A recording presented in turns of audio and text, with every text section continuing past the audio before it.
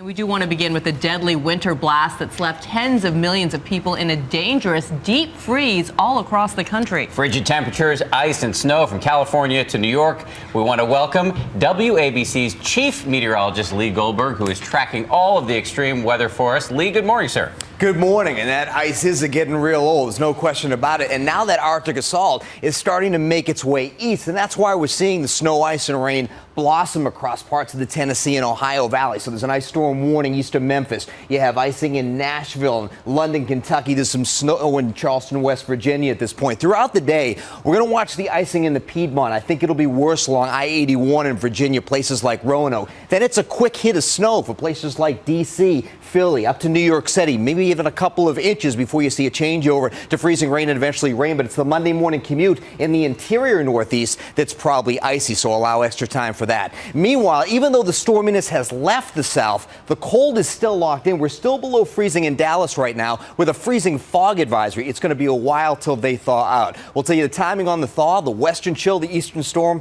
There's plenty in weather. Dan?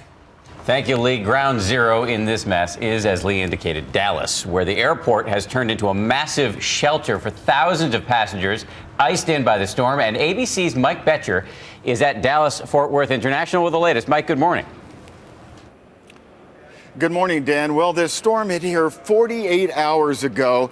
And if you're a passenger here at DFW Airport or just driving to your destination, you are still feeling the effects. The ice fell, but the ice did not melt. A record Arctic air blast has kept Dallas and Fort Worth creeping along. Travel is risky.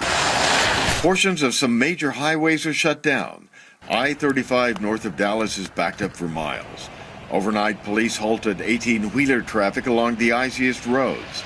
A highway task force is being deployed to clear ice-caked bridges. At Dallas-Fort Worth International Airport, 90% of flights have been canceled, and thousands of passengers left stranded, some for days. I'm as close to starting to begin to be frustrated here. One stranded traveler documented his experience. Let me just show you my little piece of real estate here that I've had for 3 days.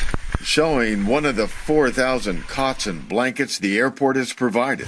Along with some free snacks and entertainment, airlines are trying to lift the moods of the passengers. How long have you been stranded here in Terminal D?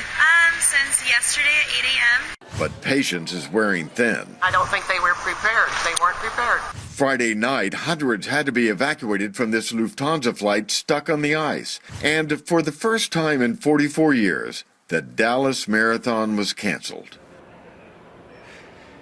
Now, this ice storm is also affecting the ABC Dallas family. Our producer, Dee Morales, was supposed to be here with me this morning, but she went off in a ditch. She's waiting for a tow truck, and I hope she packed a sandwich. It's going to be a while. Well, we hope she's okay, Yeah. Mike. Thank you. And this just goes to show that people in that part of the country I grew up in aren't used to this kind of weather. No, so absolutely the city shut down. So we wish the best for those folks down there.